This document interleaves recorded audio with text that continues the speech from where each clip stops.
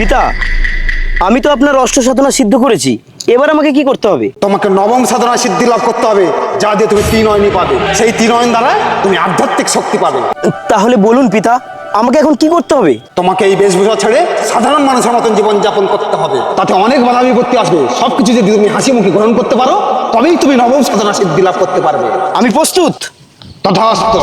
তারপর কঠোর সাধনায় সাধারণ মানুষ রূপে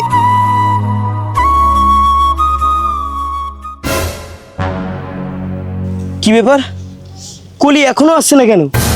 তাহলে কি কলি অসুস্থ হয়ে গেল? না, আমি একবার কলির বাড়িতে যাই। কলি, কলি! কি হয়েছে? এত চিৎকার করছো কেন ভদ্রলোকের বাড়িতে? এসব কি বলছেন আন্টি? ও আমাকে ভালোবাসে আর আমিও ওকে ভালোবাসি। এই শোনো, আমি তোমাকে মোটেও ভালোবাসি না, আর কোনোদিনও এখানে আসার চেষ্টা করবে না। যাও, বেরিয়ে যাও।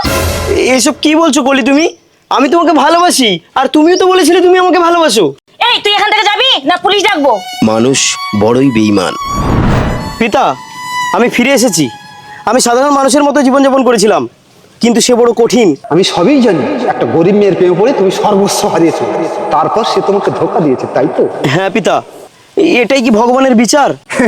বৎস, ওই দেখো দূরে একটা অন্ধ মানুষ আসছে, ওকে আমি এক্ষুনি আলো দেখাবো। আমি দেখতে পাচ্ছি, আমি সবকিছু দেখতে পাচ্ছি।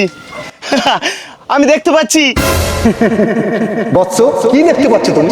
পিতা, আমি দেখতে পাচ্ছি এতদিন যার হাতের লাঠিটাই সম্বল ছিল, চোখ ফিরে পাওয়ার পরে সেই লাঠিটাকেই সে আগে অবহেলা করলো। একদম ঠিক দেখেছো। এবার দেখো, আমি ওকে অন্ধ করে দেবো। আমি আবার অন্ধ হয়ে গেছি, আমি আর কিছু দেখতে পাচ্ছি না। আমার লাঠি, আমার লাঠিটা কই? পিতা, আমি আপনার কথা সব বুঝতে পেরেছি। এতে ভগবানের কোনো দোষ নেই, সবই মানুষের আবেগের ফল। পিতা, আমি নবম সাধনাটাকে আবার চেষ্টা করতে চাই। বেশ কিছুদিন পর আবার নবম সাধনা সিদ্ধির জন্য বেরিয়ে বাবু, পড়ল। বাবু, দুটো ভিক্ষা দাও না। কলি, তুমি? কৃষ্ণ, তুমি? তোমার এই অবস্থা কেন? আমি তোমার সাথে অনেক বড় বেইমানি করেছি, তাই তো আমার এই হাল। ভগবান আমাকে শাস্তি দিয়েছেন। না কলি, এমন কথা বলো না, এতে তোমার কোনো দোষ নেই, সবই ক্ষণিকের মোহমায়া মাত্র। চলো, তোমাকে সাধনার শিক্ষা দেব। অবহেলিত মানুষগুলোই সমাজের অন্ধের লাঠি, তাদের ছাড়া সমাজ টিকে থাকা বড়ই কঠিন।